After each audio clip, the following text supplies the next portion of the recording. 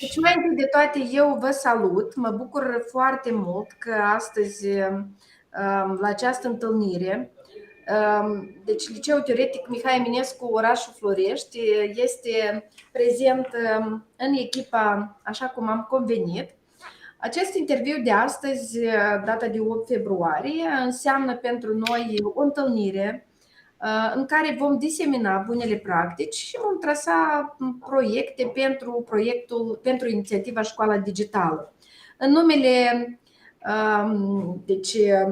fondatorilor acestei inițiative, în numele expertului Levi Gai, vă transmit încrederea pe care o avem în dumneavoastră, în același timp recunoștința și mulțumirea pentru implicare. Așadar, interviul de astăzi, așa cum spuneam mai sus, are loc cu 2 profesori, 2 elevi și cu directorul instituției. Deci, doamna Drăgan, precizarea dumneavoastră? Da, eu încă o dată vă salut și pe dumneavoastră. Suntem... Nu e o problemă. Vreau să o introduc pe doamna director adjunct odată ce domnul director are o ședință la Consiliul Raional. Înlocuiește doamna Nina Babcinețchi, director adjunct pe instruire, și dumneavoastră este gata ca să vă răspundă la întrebările care dumneavoastră le solicitați. Bună ziua! Vă salut! Bună ziua, doamna Babcinețchi, mă bucur foarte mult. De fapt, aș vrea să înțelegem că interviul de astăzi nu se bazează doar pe întrebările mele, dar este o discuție, un interviu, desigur că bazat pe întrebări și răspunsuri, însă scopul nu este cel de a da un verdict. Da? Scopul este de a menține o comunicare în cadrul proiectului. Și aș vrea, doamna Babcinețchi, dragi elevi, dragi profesori, să veniți cu o introducere, cu descrierea instituției dumneavoastră. Mă auziți acum? Da. Deci aș vrea să veniți, doamna director, cu o prezentare foarte succintă a instituției dumneavoastră, precum și o prezentare a școlii în cadrul inițiativei Școala Digitală. Ce produs ați ales? Deci, la început, iată cam aceste lucruri. Vă rog. Deci eu vă salut încă o dată, vă zic bună ziua. Suntem bucuroși că avem onoarea de a participa în acest proiect Școala Digitală. Dacă ne referim la instituția noastră, instituția publică Liceul Teoretic Mihai Eminescu din orașul Florești, este liceul care întrunește toate 3 trepte de școlarizare: învățământ primar, învățământ gimnazial și liceal. În instituție avem 450 de elevi care își fac studiile. Sunt elevi vin din diferite medii, deoarece avem elevi care sunt transportabili, vin din mediul rural. Îi avem la număr de 79 de elevi transportați. De asemenea, fac parte din toate cele 3 trepte de școlarizare. Ne-am dorit implicarea în acest proiect deoarece, odată ce trăim în secolul tehnologiei digitale, deci avem și noi tendința de a face o școală altfel pentru copii, o școală atractivă, interesantă, ca să le promovăm acele competențe, să le dezvoltăm acele competențe care se cer la ziua de astăzi. De aceea, echipa noastră a liceului, echipa de profesori și elevi, au ales să dezvolte competența de gândire critică și anume s-au bazat pe lucru în grup și promovarea creativă a tinerilor. Au desfășurat un șir de activități care au fost solicitate în cadrul acestui proiect și au explorat medii de învățare pentru identificarea problemei în instituții și comunitate. Problema la care ne-am axat este eficientizarea energetică în instituție. S-a desfășurat o campanie de informare și sensibilizare privind măsurile de eficiență energetică în instituție. Au avut loc un șir de discuții, dezbateri, întâlniri cu specialiști din domeniul de profil. Inițial s-a lucrat la analiza metacognitivă a produsului ce a urmat să fie implementat. Așa, am diseminat informația la... Am diseminat informația în cadrul instituției pe elevii din instituția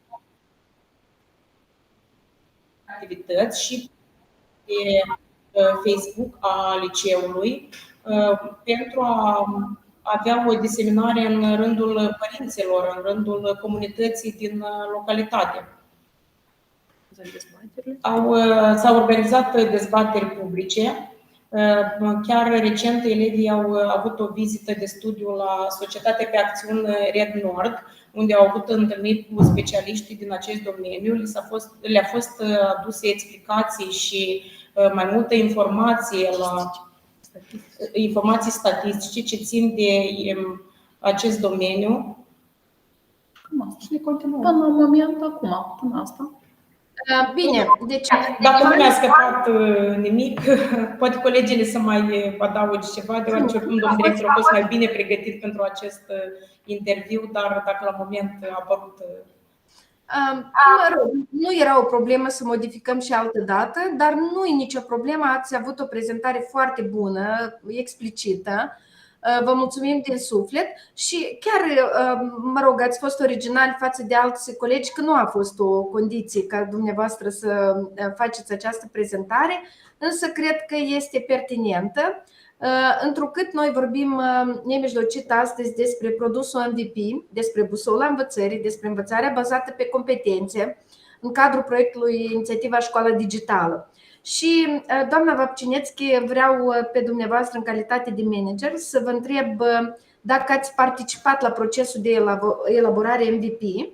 Dacă da, atunci cum a fost această experiență și de ce? Încă o dată vă rog finalul, că am avut o...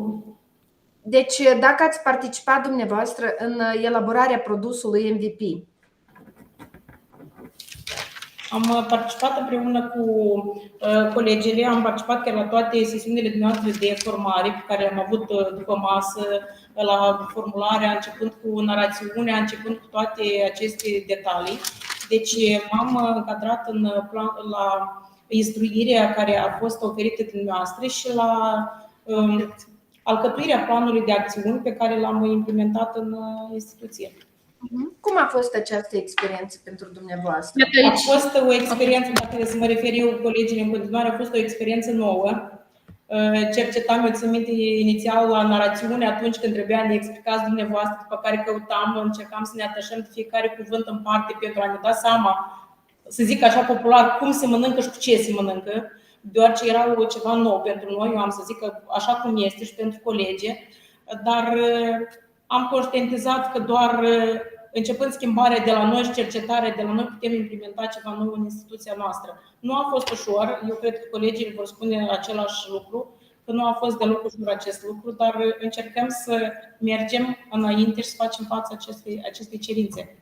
Eu vreau să vă apreciez implicarea în general la instituție și în calitatea elaborării și produsului MVP, competența de gândire critică pe care dumneavoastră ați ales-o și, bineînțeles, elaborarea narațiunilor, care a fost o sarcină executată de dumneavoastră foarte bine. Așteptăm să reveniți.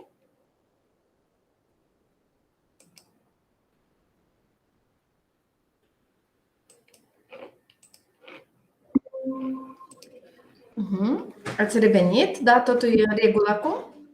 Deci, eu vroiam aici să completez odată ce suntem... O clipă. Deci, ca să vrem, nu neapărat, doamna Drăganu, să completați, pentru că așa e structura interviului. Pe de o parte, înțeleg că dumneavoastră ați dori să fie mai interactiv, dar metoda prin care ne-a solicitat domnul Gai să lucrăm este metoda interviu face-to-face, da? Să înțelegem foarte clar și apoi dumneavoastră să completați. Deci eu vreau să menționez calitatea implicării dumneavoastră nemijlocit în realizarea acestui produs, calitatea produsului elaborat de echipă, da?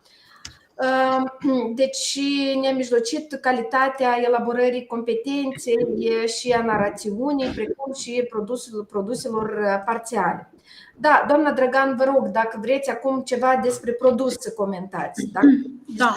Noi, în urma colaborării care am avut-o atât în sesiunile de mentorat, am utilizat și am încercat ca documentul care dumneavoastră l-ați distribuit școlii noastre, nu știu dacă l-aveți deschis, noi am încercat acolo chiar să utilizăm toate tabelele, coloanele și să elaborăm cele 3 scenarii pentru a avea o finalitate eficientă și productivă a produsului MVP. Și dacă puteți să deschideți documentul, noi acolo am realizat împreună cu toată echipa 3 scenarii în care am distribuit sarcini către fiecare profesor în parte. Odată ce noi avem foarte mulți elevi din zona rurală, ne-a fost, deci pentru noi, așa cum a spus și doamna director pe instruire, am avut și unele provocări, deoarece noi nu am putut să elaborăm activitățile în afara orelor de curs. De aceea și noi, când am elaborat scenariile, am încercat ca să distribuim rolurile astfel încât să elaborăm activitățile, atât să colectăm datele statistice, să facem cercetările pentru a elabora produsul în cadrul orelor. Și de aceea am elaborat și 3 scenarii. Eu nu vorbesc de Miro, eu vorbesc de documentul. Dacă îmi dați voi, eu pot să-l distribui. Sigur că. Așa, doar o secundă. Așa. O să-l deschid și o să-l distribui ca să fiu mai elicit despre ce vorbesc. Așa. Se vede acum? Da. Da, el se încarcă. Deci, am început așa cum am început noi în sesiunile de mentorat și dumneavoastră ne-ați recomandat și ați venit cu unele recomandări referitor la skill-urile sau valorile care trebuia să le implicăm noi, activitățile și instrumentele digitale. Noi am ținut cont de toate aceste sfaturi și în urma la aceste sfaturi, chiar aici am distribuit și colegilor documentul și am lucrat la cele 3 scenarii de elaborare a produsului MVP. După cum observați în ecran, avem scenariul numărul 1 și el deja este elaborat în baza activităților, dar mă dă de gol internet puțin și îmi sare pagina. Așa, da, cred că vizibil, da? Noi în scenariul numărul 1 am utilizat aplicațiile Google Forms și odată ce s-a solicitat de la noi de guide să identificăm problema în instituție, noi am elaborat un sondaj în Google Forms și am utilizat aceste diagrame, toate baza de date din Excel care am colectat-o cu răspunsul elevilor pentru a elabora următoarele activități în bază de investigare și de cercetare. Aceste date statistice s-au discutat în cadrul unui atelier de discuții în care a fost invitat și managerul liceului, care ne-a dat date deja concrete în instituția noastră conform sau privind consumul de resurse energetice lunare. Copiii, de exemplu, au aflat că doar în luna ianuarie s-a cheltuit, de exemplu, lumină sau resurse energetice în valoare de 120.000 de lei. Am elaborat un Google Slides și am făcut o analiză a acestor date. În cadrul orelor de geografie și de engleză, noi ne-am implicat referitor ca să prezentăm, să vedem avantajele becurilor LED și a panourilor solare. Aici am folosit clasa... O clipă, doamnă Drăgan. Noi am înțeles ideea, deci noi astăzi la interviu nu ne-am propus ca să povestiți punctual, detaliat, dar mai mult să reflectăm despre cum a fost, da? Dar a fost foarte important ceea ce ați prezentat, pentru că mi-a venit greu la echipele precedente să înțeleg detalii, le-am deslușit pe parcurs. Însă, pentru momentul dat, e suficient. Da, mulțumesc tare mult. O să reveniți, dacă o să fie cazul, la acest tabeluț. Eu tot l-am deschis ca să-l putem discuta. Deci, acum vreau să revin la doamna Babcinețchi în calitate de manager, da, în instituție. Vreau să vă întreb cum ați văzut profesorii Care a fost experiența lor în acest proiect și dacă această experiență a dus cumva spre ridicarea motivației sau nu. Deci cum au lucrat profesorii? Cum a fost experiența lor? Vreau să apreciez inițiativa profesorilor, că anume a venit din partea lor, doleanța de a participa în acest proiect. Avem parte de o echipă de profesori foarte implicați, dedicați pentru ceea ce fac și s-au implicat la maxim în tot și în toate. Au dat dovadă de o colaborare la maxim. Au colaborat atât profesorii pe discipline reale, cât și profesorii din disciplinele umaniste. Cu toate că dacă facem o referire, parcă am vedea că aici este o tangență mai mult pentru disciplinele reale. Vreau să zic că, dacă vedeți, aici sunt alături colegile care sunt profesoare de limbi străine, s-au implicat la maxim. Au fost implicată în proiect și profesoara de istorie, cu toate că este un profil umanist. Deci au lucrat, colaborarea a adus succesul în instituția noastră. Au implicat la ore, au venit cu idei de implicare la ore. Dacă undeva profesoara de geografie avea o temere, să zicem așa, că uite, o să fac față lucrului, toată lumea era cu idei, creativ, imaginația și creativitatea a fost pusă în acțiune. De aceea chiar apreciez inițiativa, încă o dată zic, a venit din partea profesorilor. Mulțumim tare mult, ați făcut o descriere foarte bună și frumoasă, profesorul dumneavoastră, bravo. Dar cum credeți, ce îi motivează pe profesori să lucreze în acest proiect și să fie așa cum i-ați descris dumneavoastră? Care îi motivează anume, suntem toate școlile, de fapt, în Moldova, eu cred că își doresc o dotare tehnică a instituției și anume ne dorim să obținem, să pășim toate treptele pentru a ajunge la acea treaptă superioară de a obține o dotare în instituția unui laborator digital. În instituție mi-a scăpat inițial să menționez că în instituție avem elevi din familii defavorizate și chiar utilizarea unei tehnologii atunci când este necesar acasă nu au de unde o pune părinții la dispoziție. Deci dotarea unui laborator este foarte binevenită și anume aici copiii vor putea utiliza la maxim și își vor putea implementa ideile și creativitatea în practică. De asemenea, noi ne axăm pe dezvoltarea celor competențe digitale, competențele profesionale. Iată, dacă îmi permiteți aici, deci ați răspuns foarte frumos la întrebarea cum motivați și mă bucur că sunteți sinceri, pentru că asta ne dorim de fapt în viața noastră de totdeauna, să fim sinceri. Deci a fost și o motivație extrinsecă, deci anume ca să fie dotare, dar ați conectat-o cu necesitățile deci personalizate, ținând cont că avem copii din familii defavorizate, dar și ca orice om, cred că ne dorim o viață mai în bunăstare. Și evident acolo, pentru ca să ajungi la această bunăstare, noi toți muncim, da? Eu voiam să vă întreb, elementul inovativ, iată, în acest proiect este busola învățării. În ce a constat pentru dumneavoastră? Deci busola învățării, da? Amintiți-vă despre ea, iată, ca să actualizez, da? Am să o proiectez la ecran, așa, doar ca să puteți comenta. Vreau să vă întreb, deci busola învățării nemijlocit pentru dumneavoastră, prin ce credeți că este inovativă? Prin ce credeți că este utilă școlii dumneavoastră, da? Așa, o clipă. Îmi încep să-mi imaginez acum că am lucrat împreună cu colegii la acea busolă a învățării. Da, o văd în imagine. Deci eu cred că combină competențele, abilitățile, cunoștințele și valorile. Da, și ce vedeți inovativ în ea și ce ați apreciat dumneavoastră în contextul proiectului, anume care parte inovativă v-a interesat pe dumneavoastră mai mult? Dar eu ar zice că aici toate părțile sunt interesate.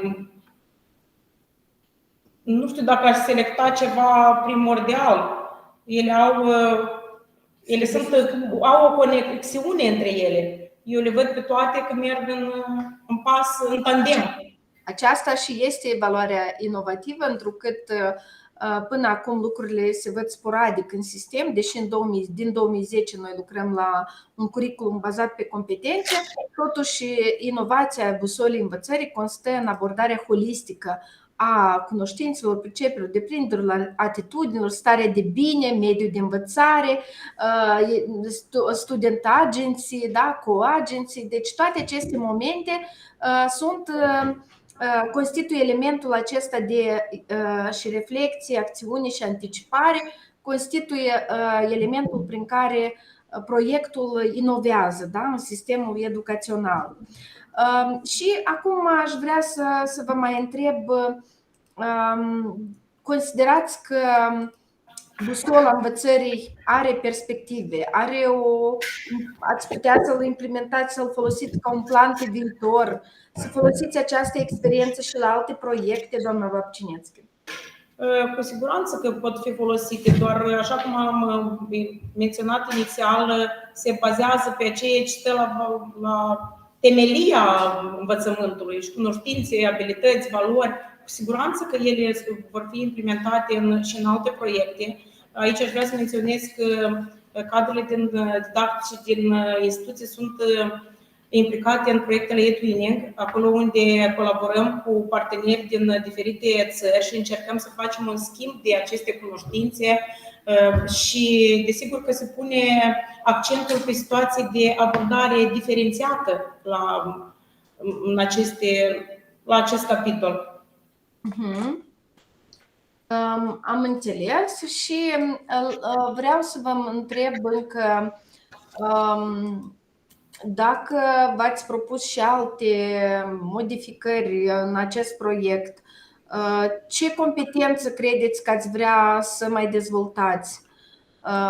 Sau dacă mai e necesar să dezvoltați competența de gândire critică, cea pe care ați ales-o?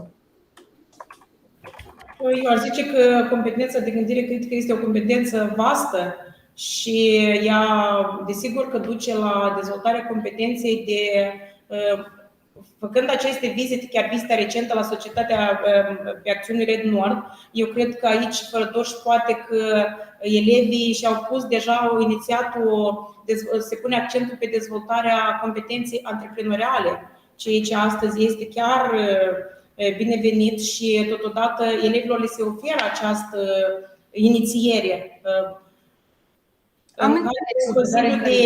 La ghidarea în carieră, în cadrul Consiliului de Elevi, atunci când avem aceste ghidări în carieră, într-adevăr, pentru elevii din clasele absolvente.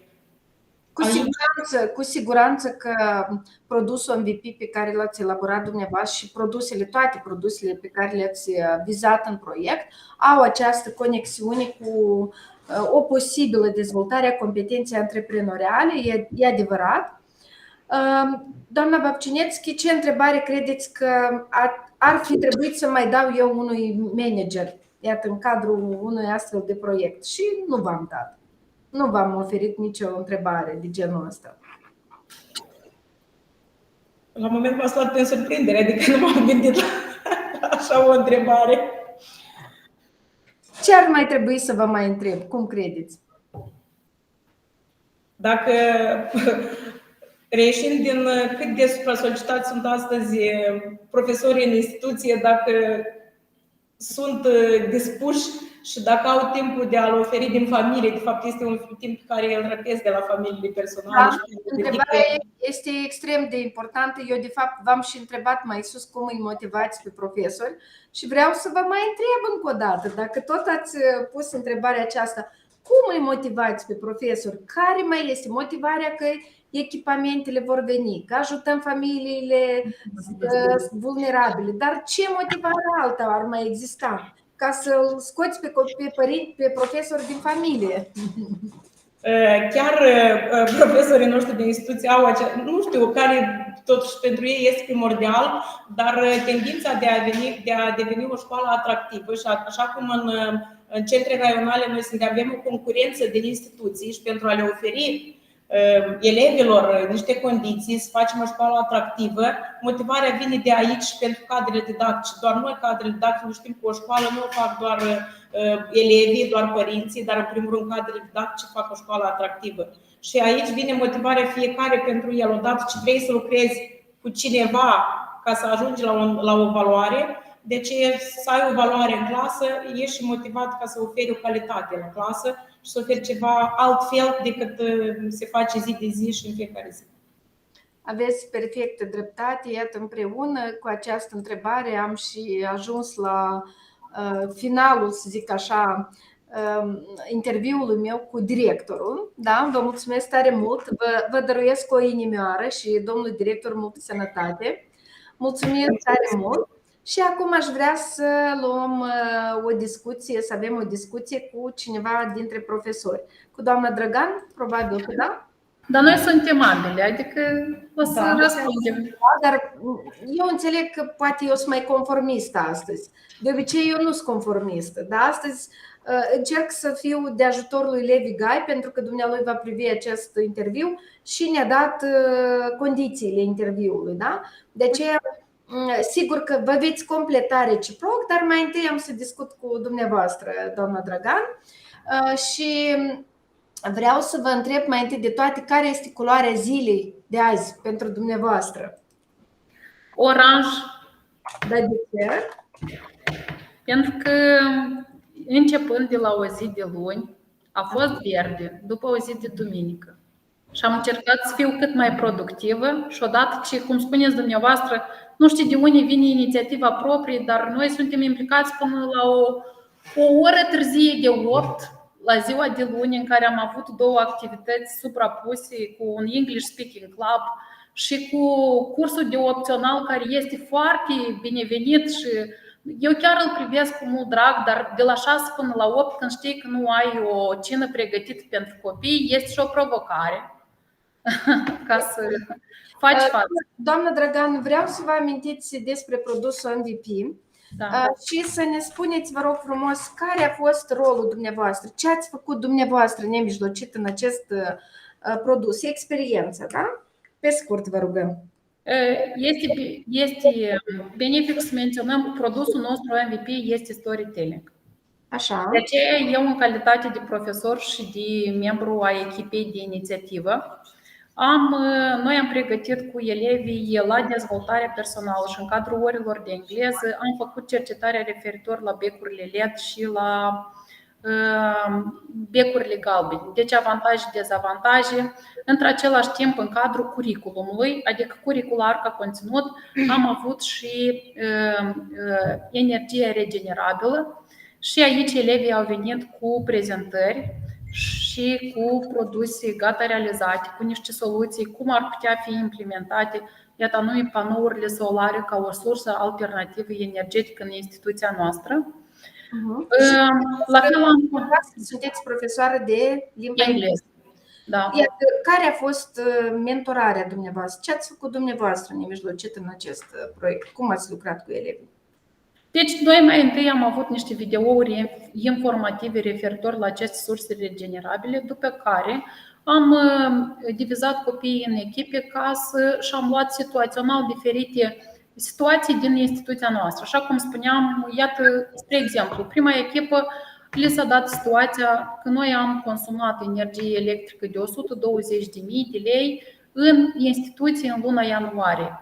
Ce soluții vedeți pentru a face o eficientizare a energiei sau a reduce consumul de energie electrică în instituția noastră? Cum au manifestat elevii când au auzit astfel de sarcini? Cum au reacționat ei? Cum s-au implicat? Au reacționat destul de firesc, deoarece, iată, anume prezentările și, vă spun, metoda asta de clasă inversată în care copilul își ia provocarea de a cerceta, de a investiga și a veni cu soluții neapărat în urma investigației, este ceva obișnuit pentru ei, pentru că asta o face nu doar la disciplina de engleză, dar și la disciplina de geografie și de matematică. Aici le vine în ajutor nu doar profesorul de engleză, pentru că ei utilizează și cunoștințele transdisciplinare pe care le au atât la matematică cât și la geografie. Au venit cu informație statistică, cu exemple din țările vorbitoare de limbă engleză engleză, vorbim despre țările dezvoltate ca Anglia. Au făcut o paralelă cu Republica Moldova. Cum au fost elevii? Cum au fost elevii? Cum au fost elevii? Nu, elevii au acceptat sarcina și au făcut-o foarte bine, într-un mod creativ, au distribuit roluri în echipă. Când au făcut prezentarea, au lucrat colaborativ și fiecare au avut sarcina lor în prezentare. Adică a trebuit să-i motivați mult sau cumva sarcina a predispus la motivare? Nu a fost necesar ca să le aducem prea multe argumente sau să le aducem prea multe motive pentru ce ar trebui să elaboreze. A fost pentru ei atractiv? Iată, ce a fost pentru ei atractiv? Recent a fost foarte atractiv pentru ei vizita de studiu la Red Nord, pentru că ei acolo și-au analizat însăși experiența lor din sala de clasă și în afara sălii de clasă. Așa. Ei au avut posibilitatea să facă o retrospectivă și să vadă unde au judecat ei corect în ceea ce au furnizat informația și unde mai este loc de mai bine, unde este loc de o cercetare mai amplă.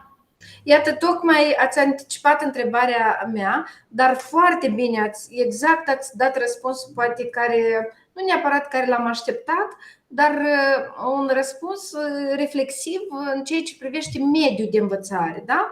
Vreau să vă întreb, deci, care au fost mediile de învățare în cadrul în procesul de elaborare a MVP-ului și care mediu a fost cel mai bun? Și poate ce medie ați vrea pe viitor să implicați? Da? În ce medie ați dori să învețe elevii? Deci nu consider că a fost unul mai bun decât altul. Dar într-același timp s-au completat unul pe celălalt, pentru că ceea ce a fost investigat în instituție a avut o paralelă foarte strânsă cu vizita în teritoriu și vizita de studiu. În același timp consider benefic anume aceste vizite de studiu și sesiunile de informare cu experții, care le dă elevilor aripi de a gândi mai larg și de a analiza anume problema cu care am ales-o critic. Situațional critic. Pentru că când ne gândim la resursele alternative în școală, copiii își dau bine seama că panourile fotovoltaice sunt foarte costisitoare. Și iarăși îi pune să gândească critic cum ar putea fi soluționată problema în instituția noastră. Și aici apare iarăși Consiliul Elevilor, care spune că sunt foarte multe, ei au venit cu ideea că sunt foarte multe proiecte oferite de ambasadele americane care oferă anume aceste proiecte de grant pentru a soluționa problema și a oferi aceste surse financiare pentru panourile astea voltaice. Bine. Vreau să vă întreb, ați menționat că v-a impresionat experiența elevilor, da? Deci copiii i-ați văzut mai implicați, mai motivați, dar poate nu v-a plăcut ceva în experiența lor. Poate undeva sunt și niște minusuri în această implicare a lor. Eu nu am văzut lipsa de implicare, eu am văzut lipsa stringentă de timp în instituția noastră. Așa cum spuneam, noi copiii vor să se implice în afara orilor, să discute, să facă cercetări, să facă discuții de grup. Dar într-același timp, odată ce ei au transportul public care îi restricționează în timp de a sta în afara orilor de curs, asta este o problemă și o provocare anume în instituția noastră și pentru elevi. Cum vedeți dumneavoastră pe viitor rezolvată, iată? Sau vedeți o problemă așa încât să nu mai faceți proiecte sau care ar fi soluțiile? Noi am găsit soluții chiar de la bun început, adică nu am stat, noi suntem conectați online în cazul în care nu ne reușește ceva la timp. În același timp, odată ce spunem școală digitală, aplicațiile digitale, noi știm că sunt foarte bune pentru a distribui și a face o colaborare atunci când dispui de timp.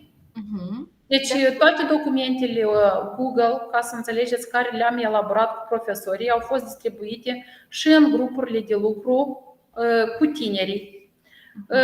Una la număr, una din motive de care am distribuit documentele este ca să se familiarizeze cu ceea ce urmează să facem.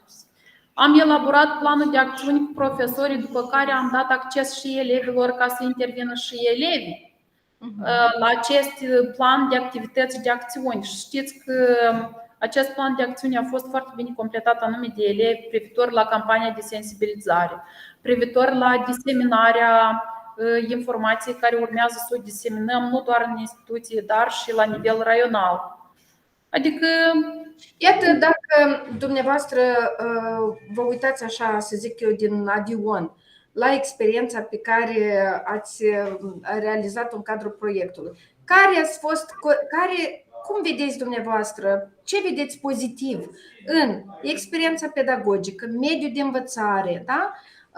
Deci resursele pe care le-au utilizat elevii, atitudine, motivație, o apreciere pozitivă și una negativă, vă rog. Aprecierea pozitivă este lucrul în echipă și gestionarea timpului. Deci, iată, asta ne-a făcut să ne organizăm mult mai bine la nivel de timp și la nivel de eficiență activității. Deci, atât pe sarcini, cât și pe managementul timpului, cât și pe managementul de colectare a informației, să nu rămână activitatea doar activitate, dar și să gândim critic asupra ei și să venim cu niște soluții. Asta este ceea ce am văzut eu pozitiv din perspectiva busolei învățării, că am utilizat atât cunoștințele noastre, cât și valorile și atitudinile și instrumentele digitale la care ne stau la îndemână.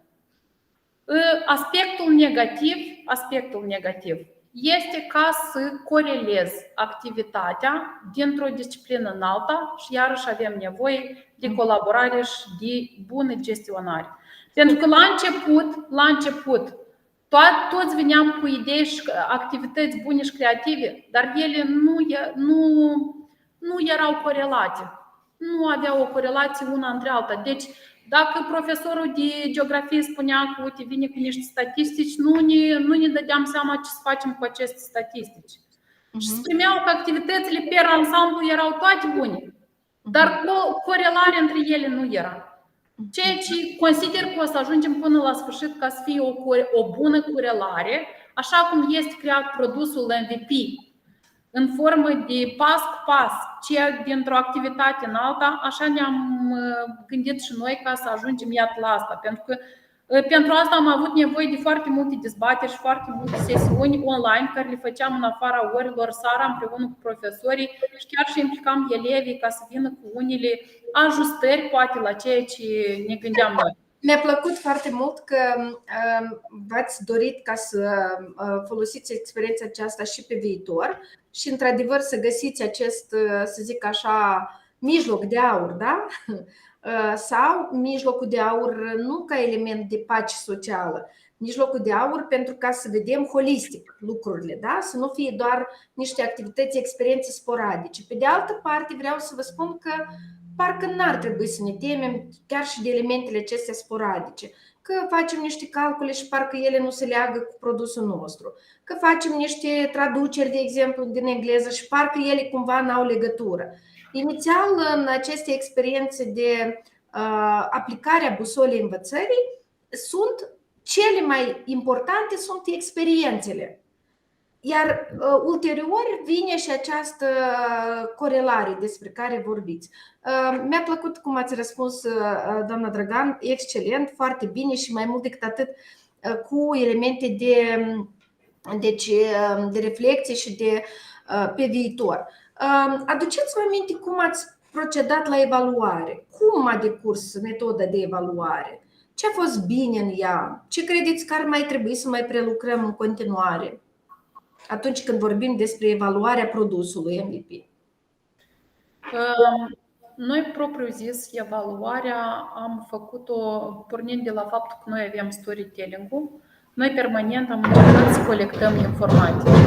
Deci, primul principiu la care noi ne-am axat este eficiența calitativă și cantitativă a informației. Cum o facem? Cât de multă informație colectăm și cât de calitativă este aceasta. Deci, care este anume impactul acestei cercetări care am avut-o noi în această perioadă și cât de calitativă va fi ea. Pentru elaborarea produsului nostru. Asta este evaluarea. și vreau să vă întreb la următorul produs, atunci când veți recurge la evaluare, ce credeți că veți modifica? Sau vă convine, iată, modalitatea de reflexie, metacogniție despre care ați vorbit dumneavoastră mai sus? Noi mă gândesc că în orice proiect educațional, că noi îl vedem asta ca un proiect de lungă durată, deci așa, un proiect etapizat care merge pe etape de lungă durată, ne gândim mai întâi să colectăm impresiile, atât a elevilor cât și profesorilor. Să vedem unde au fost punctele forte și punctele slabe și unde am putea să ajustăm astfel încât să putem să facem lucrurile sau produsul care urmează să facem în alte proiecte, să facem mai bine. Dar ce a fost mai valoros pentru echipa dumneavoastră? Autoevaluarea, evaluarea reciprocă sau evaluarea dată de profesor?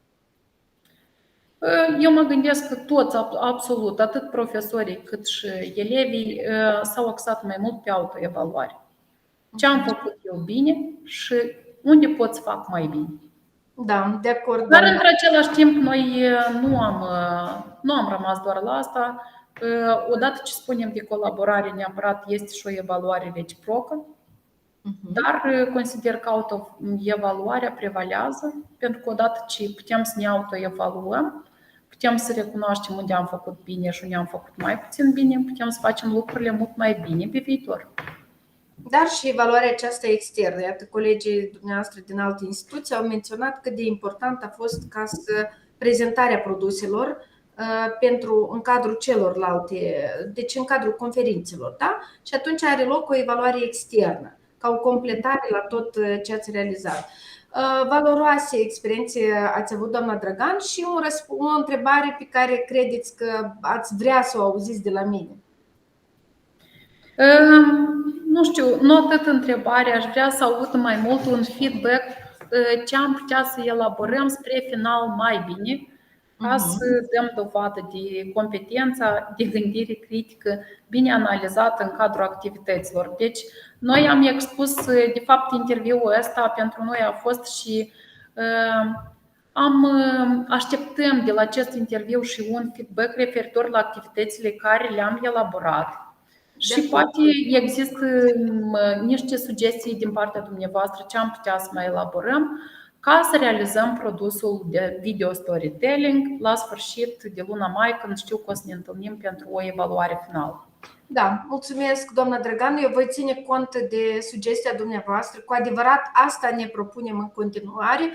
Tocmai în baza interviului dorim nu neapărat să facem o competiție între școli, dar să vedem modalitatea reflexivă la ce etapă de gândire ne aflăm și deci cu adevărat asta vom face, vom da un feedback în continuare și chiar vă sugestii nemijlocite de realizare a produselor parțiale și a produsului final. Dar la moment, cum credeți, activitățile care le-am elaborat au fost eficiente pentru dezvoltarea gândirii critice? Eu cred că eu personal o apreciez înalt activitatea dumneavoastră cap-coadă, ca implicarea dumneavoastră inițială, ca implicarea dumneavoastră în cadrul conferințelor de diseminare. Deci consider că într-adevăr ați realizat și ați obținut o echipă foarte bună și cu adevărat și produsul pe care l-ați ales este unul original, da? Original. Când zic original, înclin să zic că facem o competiție, da? Că este mai deosebit decât alții, dar până la urmă contează calitatea implicării și eu consider valoroasă. Dar vom reveni neapărat, doamna Drăgan, eu țin cont de întrebarea dumneavoastră. Mulțumim! Mulțumim! Așa, și mai departe, vă rog frumos. Elevii? Nu, încă o doamnă profesoară.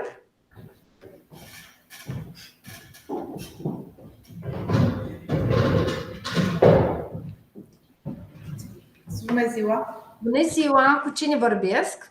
Victoria Comerzan. Așa, Comerzan, Victoria. Doamna Comerzan, vreau să vă întreb dumneavoastră ce rol ați avut în echipa aceasta.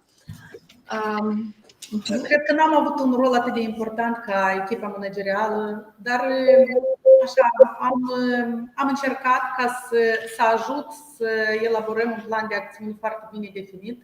Am participat la elaborarea activităților, am motivat elevii, am organizat câteva activități. Cum a fost experiența dumneavoastră? A fost una destul de frumoasă. Vreau să menționez faptul că elevii au fost destul de implicați. Spre exemplu, Haideți întâi să vorbim despre, imediat vine și întrebarea cu elevii, dar vreau să detaliați. Ați spus a fost una frumoasă. De ce a fost frumoasă? Experiența dumneavoastră. Pentru experiența mea? Da, pedagogică. Pentru că nu m-am așteptat ca elevii să fie atât de implicați și atât de entuziasmați. Dar mă gândeam la început că o să fie foarte greu să-i motivez și atunci când elevii sunt entuziasmați, pentru mine este o plăcere foarte. Ați avut experiențe anterioare când copiii nu prea erau motivați? De ce dumneavoastră nu v-ați așteptat? Păi nu știu. De ce nu m-am așteptat? Pentru că, într-adevăr, cum au spus și colegele mele, elevii astăzi nu dispun de timp și avem foarte mulți elevi care vin din mediile rurale și se transportează și este foarte greu să-i spui că trebuie să merg acasă, că iată acum la ora în transportul. Dar ne-am străduit ca printre activități, am mai organizat cu elevii, printre ore, am mai organizat cu elevii și seara după ore câteva ședințe în Zoom, unde ne-am planificat, am vorbit cum să organizăm, cum să facem ca să. Cum apreciați dumneavoastră experiența elevilor? Iată, elevii, cum s-au manifestat ei? Foarte bine, foarte bine. Am mai vorbit și doamna Drăgare referitor la faptul că acum recent am organizat pentru elevi o vizită la Red Nord, adică am vorbit cu specialiștii de acolo ca să-i primească, să le vorbească și ne-am implicat. Amintiți-vă de această vizită la Red Nord. Cum se manifestau copiii? Foarte multe întrebări, foarte impresionați. Domnii de acolo le-au mai făcut niște excursii prin laboratoare. S-au pregătit foarte multe întrebări. Eu nu am fost cu ei, doar am organizat, am discutat cu specialiști. A fost altă profesoară de matematică, dar a venit și profesoară foarte impresionată și elevii nu putea să-i aducă la ore din cauza că nu se săturau să pună întrebări și să întrebe și să întrebe cu continuu. Pentru ei era ceva diferit de ori. În tot procesul, ce nu v-a plăcut la elevi? Nici nu știu, dacă atunci când vedem că elevii le par ceva interesant, nu știu dacă ne mai gândim la ce nu le-a plăcut. La sigur că sunt și niște momente când nu le-a plăcut. Poate nu le place faptul că, nu știu, chiar nu m-am gândit la aceasta. Am văzut doar că le-a plăcut în aceste activități. Pot să spun că nu le place la ore, dar la activități în afara orelor le place. Am înțeles. Spuneți-mi, vă rog frumos, iată, mediile de învățare au fost variate, da, în cadrul proiectului. Cum au fost aceste medii? Care au fost cele mai apreciate de elevi? Mediul de învățare. Educația non-formală, cred că. Adică anume această vizită, cred că, da? Da. Să înțeleg că vizita aceasta a fost. Dar e adevărat că doamna Drăgan mi-a plăcut cum a răspuns, că ele nu pot fi importante una sau alta, ele s-au completat reciproc, da? Și totodată, de ce vă întreb de vizită? Pentru că și la alte școli, iată, cu care am mai discutat până acum, toată lumea deci apreciază alt mediu de învățare, iar la o școală chiar mi-au zis că le-a plăcut mediul de învățare din școala lor, dar modul în care s-a lucrat în acel mediu de învățare a fost altul, da? Și asta deosebește foarte mult pentru că intervenția asta vine din busola învățării, da? Ea vine ca o condiție ca mediul de învățare să fie variat. Și acum vreau să vă întreb, deci cum vedeți dumneavoastră tot acest proces al busolii învățării? Deci cunoștințele, priceperile, deprinderile, atitudinile, pedagogia digitală. Deci cum îl vedeți dumneavoastră? Cum îl apreciați?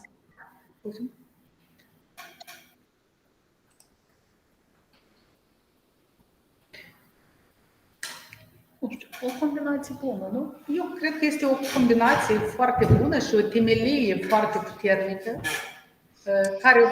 Probabil că vă întrebați de ce vă întreb. Da? Și întrebarea aceasta, într-adevăr, așa parcă seamănă ca o capcană, dar nu este capcană. Noi din 2010, în Republica Moldova, aplicăm un curriculum bazat pe competențe.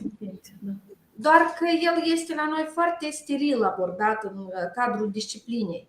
Și acest lucru de ce se întâmplă? Se întâmplă așa pentru că ai temă, da? Deci mai mult se bazează totuși cât de mult noi nu vom spune că bazat pe competențe, oricum profesorii zic eu am temă de predat.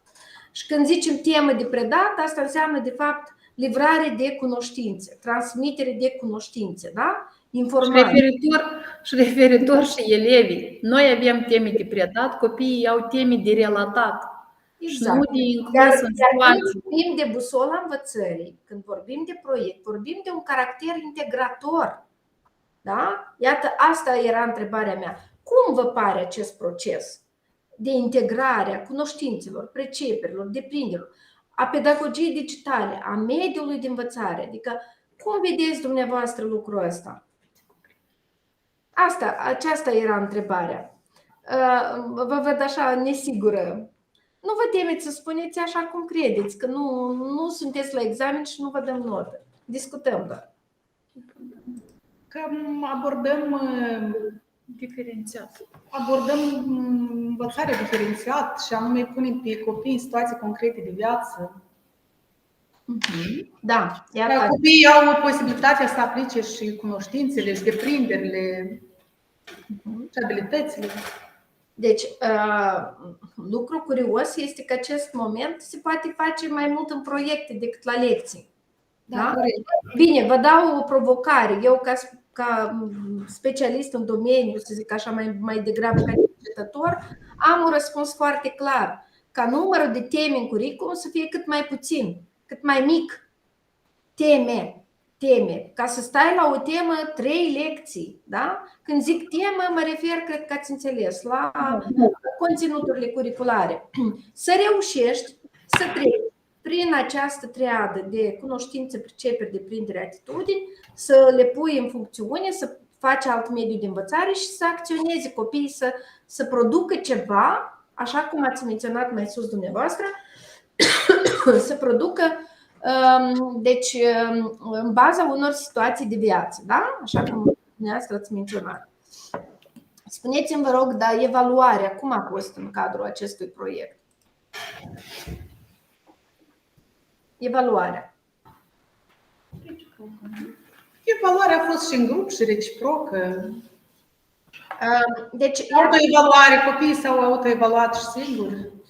Iată, eu observ că dumneavoastră, nu știu din ce echipa dumneavoastră, aveți o tendință să răspundeți ca la examen. Eu vreau să meditați, să reflectați. Eu nu vreau răspunsuri exacte. Eu când vă întreb cum, dumneavoastră trebuie să spuneți frumos, rău, urât.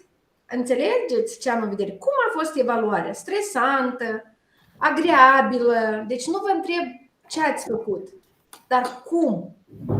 Adică asta e, scopul interviului nostru este să reflectăm, da? Nu este să vă dăm o notă cum cunoașteți dumneavoastră. Nu asta ne interesează. Deci cum v-a părut evaluarea? Destul de obiectivă. O evaluare plăcută. Care modalitate o considerați cea mai valoroasă? Autoevaluare, evaluare reciprocă sau evaluarea dată de profesor? Cred că autoreciprocă și... Autoevaluarea și reciprocă. Da, autoevaluarea și reciprocă. Dar din acestea două, care e mai valoroasă? Autoevaluarea, cred. De ce? Pentru că copiii au posibilitatea să aprecieze pe ei și noi la rândul nostru ne apreciem noi pe noi. E adevărat, doamna profesoară, că de multe ori zicem noi ca popor, deseori așteptăm să ne evalueze alții. Noi nici din casă nu putem ieși fără gândul că cineva trebuie să ne evalueze. Dar de fapt, cei mai duri critici trebuie să fim noi înșine. Da? De aici cred că ar porni. Sunt de acord cu dumneavoastră, dar e adevărat că lucrul acesta trebuie să se întâmple Așa, întâi autoevaluarea, evaluarea reciprocă și apoi evaluarea în baza celor deci, criterii comune, da? Criterii comune de către profesor. Bine, ce întrebare vreți să vă dau ca dumneavoastră să fiți mai relaxat? Păi nu știu, atâtea întrebări ne-ați dat. Nu știu. Haideți o întrebare care credeți dumneavoastră ca să vă dau eu mai relaxantă. Dacă credem că produsele până acum care le-am realizat sunt destul de eficiente pentru a ajunge la un produs bun. La un produs bun. Pentru că am avut și dubii aici. Ne gândeam cum să dezvoltăm gândirea critică în această activitate, cum să dezvoltăm aici. Adică a fost un lucru nu foarte ușor și ne-a mai scos din zona de confort. Pentru că noi suntem profesori de științe umane și e cam dificil când te implici în științele reale. Da, e adevărat, atunci când vorbim despre gândirea critică, totul trebuie să punem sub semnul îndoielii. Și faptul că dumneavoastră v-ați pus o întrebare de genul ăsta este o dovadă că ați dezvoltat și dezvoltați foarte bine gândirea critică. Adică dacă v-ați pus așa întrebare, înseamnă că sunteți pe calea cea dreaptă. Bine, mulțumim tare mult, nu vă mai chinui, sper că nu a fost, doamna Comerzan, atât de obositor interviul acesta pentru dumneavoastră. Repet, nu vreau să-l vedeți ca examen, deci ca o discuție. Cred că ar trebui să recomandăm lui Gai ca acest interviu să nu se numească interviu, dar să se numească discuție. Nu știu, altfel, da? Mulțumesc tare mult, mulțumesc și acum aș vrea să vedem și elevii care au vă dau și dumneavoastră o inimioare. Bună ziua! Bună ziua, bună ziua! Cu cine am onoarea să discut? Vă prezentați? Mă numesc Vacaru Andreea, sunt elevă în clasa 11. Așa. Anastasia, elevă în clasa 10. O clipă, scriu întâi Vacaru, așa, Anastasia și Vacaru Andreea. Vacaru Andreea. Cum vă simțiți? Ați avut azi multe lecții? Nu, cam fiecare zi 6. Eu tot. Andreea la fel, da? Nu sunteți într-o clasă? Nu, eu sunt un an mai târziu. Eu sunt clasa 10, mai mică. A 10 ați spus. Credeam că tot a 11. Am înțeles. Nu Mă auziți? poate să repetăm informații personale. Îmi pare că ați încurcat. Nu, eu clasele nu am scris. Am scris doar numele. Deci, Comerzan Anastasia. Vacaru Anastasia. Andreea. Vacaru Andreea, da. Așa. Și Tataru Anastasia. Și Comerzan Anastasia. Bine. Dar de unde am luat dar Tataru? Nu știu. Cred că a venit cu ecou, ceva nu se aude. Ok, da, am precizat. Deci Andreea și Anastasia, da? Da. Gata, am clarificat. Deci vreau să vă întreb dacă ați mai participat și la alte proiecte, în afară de acesta. Pe rând să răspundem sau cum? Da, hai răspund prima. Da, desigur, eu particip foarte activ la toate evenimentele care se întâmplă în școală. De exemplu, chiar astăzi am fost la Biblioteca Orășenească în cadrul unui eveniment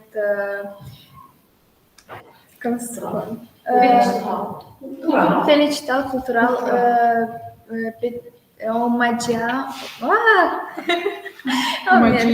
omagiindu-l pe Grigore Vieru. Da, pentru că suntem în această perioadă în care o dedicăm lecturii și lui Grigore Vieru în special. Vreau să vă întreb ce experiență ați avut cu produsul MVP. Cum a fost? Andreea mai întâi, apoi Anastasia o să ne povestească și despre alte proiecte și experiența cu MVP-ul, da? Experiența mea cu MVP a fost ceva foarte nou și ca și acum am avut multe emoții. Am fost la Chișinău împreună cu profesorii mei de engleză și de matematică. Acolo l-am întâlnit pe domnul Gai. Am rămas foarte plăcut impresionată de ședința sau cum se numesc, de adunarea care am avut-o acolo. Și desigur în cadrul școlii noi participăm la implementarea planului care a fost elaborat de profesori. Deci cam atât. Am înțeles. Bine, Anastasia? Ok, deci eu am fost implicată în destul de multe proiecte la nivel național, dar și la nivel regional. Am fost implicată în proiecte organizate de organizații precum IPIR, CNTM, ok, și despre MVP. Am fost împreună și eu cu Andrei, am fost la Chișinău, unde din nou am colaborat cu alți copii, cu alți elevi, am aflat opinii noi și am aflat informații noi, precum și am completat diferite diagrame, scheme care ne-au învățat ceva, mai ales că primeam după un feedback de la ceilalți. Dar ce ați învățat cel mai valoros? Nu mă refer la conținuturi, la temă, la experiență de lucru, de viață. Ce a fost cel mai valoros? Colaborarea în grup. Încă? Că totul este frumos. Bun, ați spus colaborare, dar de ce colaborare? Ce v-a plăcut anume în colaborarea aceasta? Acolo majoritatea lucrurile le-am făcut în grup. Nu există un lucru care noi să ne-l fi dat să facem independent. Ori facem cu echipa noastră de la Floreaști, ori făceam cu ceilalți copii de acolo. Adică era o colaborare continuă. Pentru orice produs, noi trebuia să cooperăm. A fost ceva greu în această colaborare? Hai să spună și Andreescu. Eu aș spune din experiența mea personală că nu am găsit acolo persoane care erau foarte deschise la păreri diferite de ale lor și la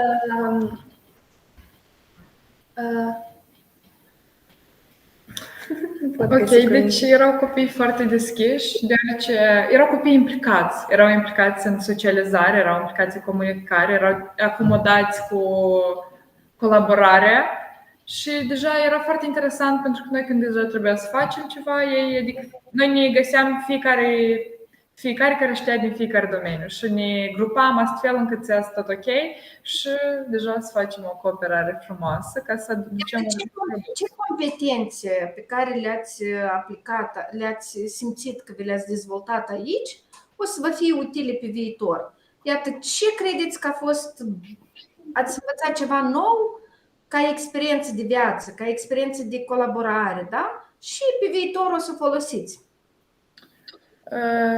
În primul rând, socializarea și faptul că noi acolo vorbeam în engleză, deci, din nou, o socializare în altă limbă și chestia asta de a nu te pierde, pentru că eram în fața unor copii de diferite feluri din toată Moldova, vorbeam în primul rând în engleză cu toții și adică, din nou, faptul care ne-a ajutat și să ieșim din unele, să nu ne blocăm în timp vorbirii, noi să nu avem blocuri.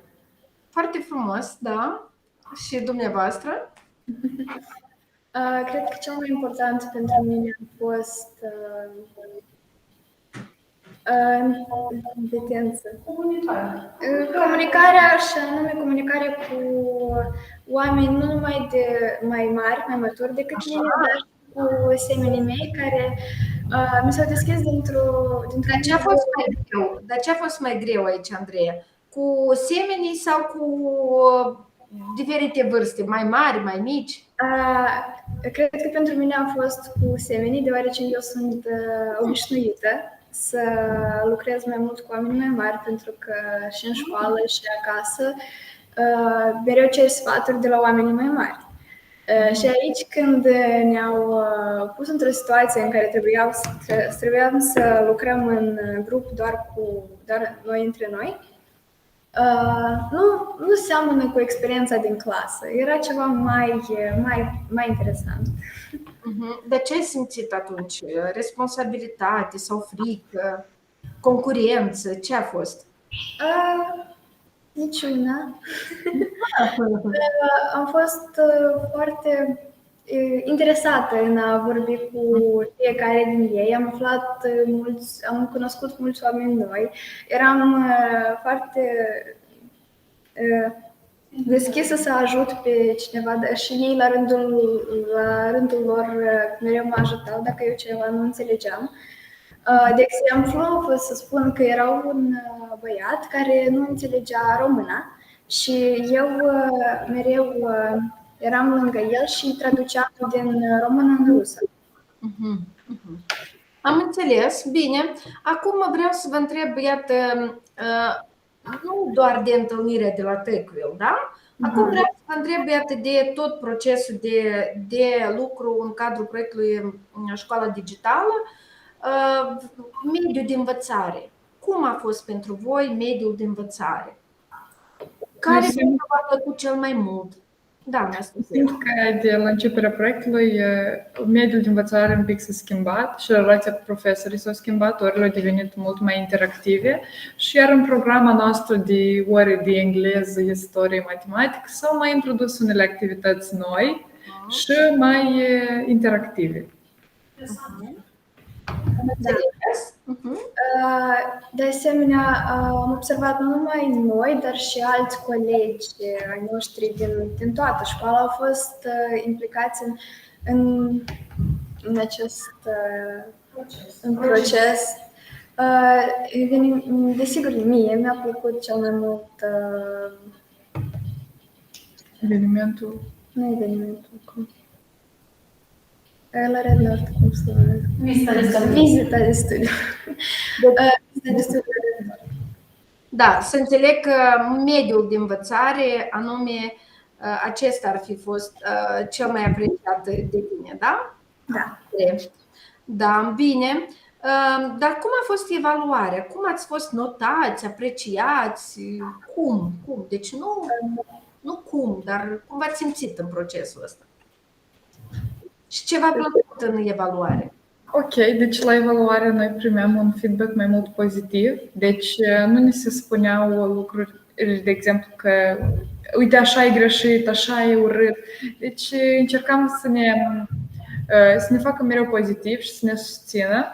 Iar produsele noastre erau mereu apreciate. Niciodată nu se spunea că nu e bine. Orice noi făceam era frumos, era apreciat. Dar cum elevii o să înțeleagă unde mai au de lucrat?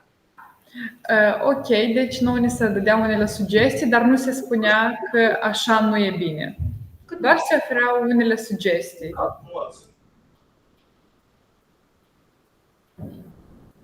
E ceva greșit. Așa, am înțeles și vreau să vă mai întreb încă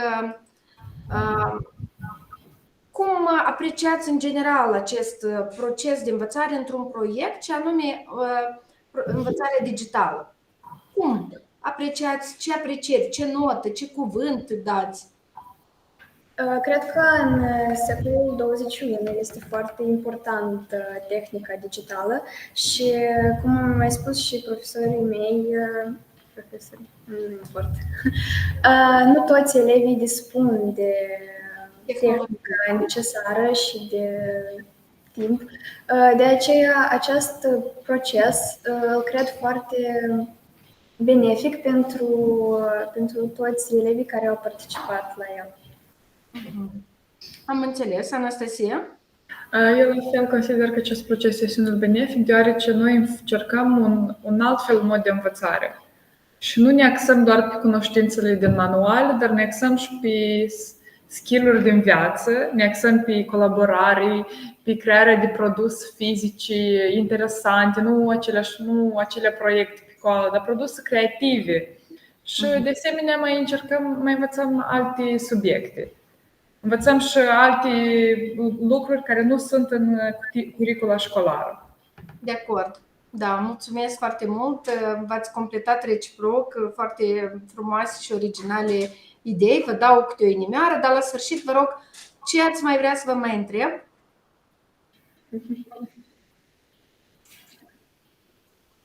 Mai doriți ceva să vă mai întreb sau prea mult v-am chinuit? Da, nu-i chinuit, n-ai ce să spunem, doar atât timp cât nici procesul ăsta n-a fost un chin, nici să răspundem la întrebări nu devine un chin.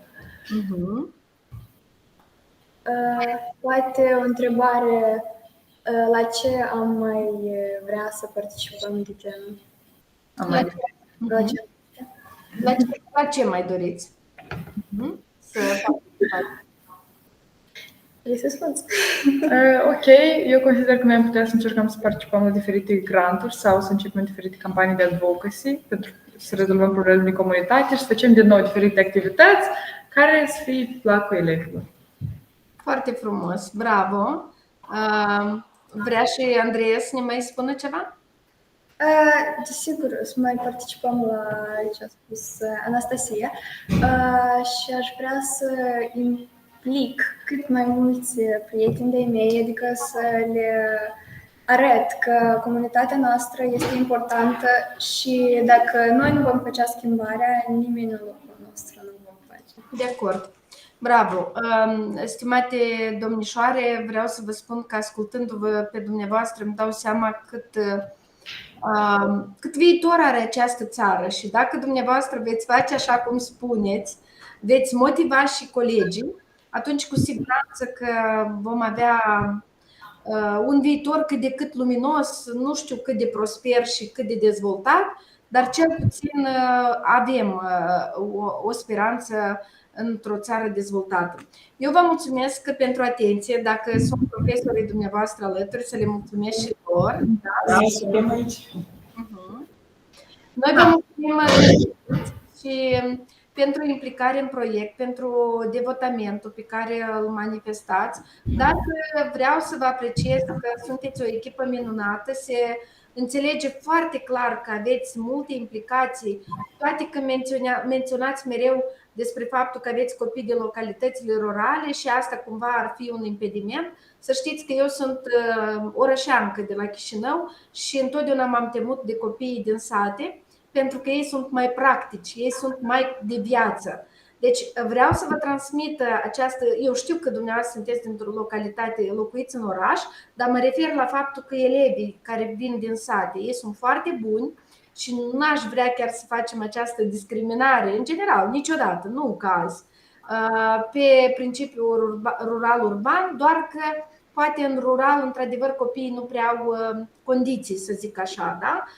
În schimb, calitatea umană a copiilor și prin copiii dumneavoastră pe care i-am văzut astăzi și prin felul cum ați interacționat dumneavoastră, stimate doamne profesoare, eu vă mulțumesc pentru mult și vă apreciez înalt și voi transmite și doamnei Alexeev și domnului Gai pentru faptul că sunteți o echipă demnă de diseminare acestui proiect și de dezvoltare ulterioară, de implicare ulterioară neapărat la toate etapele lui. Vă doresc o zi frumoasă în continuare. Mulțumim! La sfârșit să spuneți ceva, cu drag. Da, noi suntem nespus de bucuroși că suntem parte a programului. Asta deja este un beneficiu pentru noi, odată ce noi suntem unul din cele 25 de școli. Beneficiem de instrumentele digitale cu conturi gratuite, cum este Corintul, de exemplu, și, într-adevăr, profesorii chiar le folosesc la ore. Avem ore publice chiar în cadrul în cadrul întrunirilor zonale, în care chiar acceptă provocarea asta de a folosi instrumente digitale. Vrem să aducem o mulțumire lui Gai, cât și dumneavoastră pentru mentorat și pentru ghidare. Noi, la rândul nostru, depunem toate eforturile, într-adevăr, puțin să avem o altă abordare și o altă orientare, nu doar pentru reproducerea informațională, dar și abordarea critică a tuturor situațiilor care ne vin în față. Sperăm să elaborăm un produs de valoare, eficient, care va fi apreciat și în rândul colegilor noștri la final de program. Mulțumim, doamna Dragan. Vă mulțumesc foarte mult, bună reflecție și concluzie la final. Ținem legătura, după 10 februarie deja așteptăm noile, să zic, recomandări ale expertului și neapărat vom avea o întâlnire. Țin foarte mult să ajung și la Florești, la dumneavoastră, nemijlocit. Am în plan o vizită și sper că atunci vom putea detalia, iată, acele momente frumoase pe care le aveți și poate să împreună să mai gândim și alte acțiuni. Da, mulțumim frumos! Vă mulțumim! Vă doresc o zi frumoasă, la revedere! Dar putem să avem și noi înregistrarea? Da, sigur că cu plăcere am să vă dau link-ul imediat cum se încarcă. Da, vă rog mult pentru ca să putem captura niște poze de acolo. Mersi mult! Să aveți o săptămână productivă în continuare! Mulțumesc! La revedere! La revedere!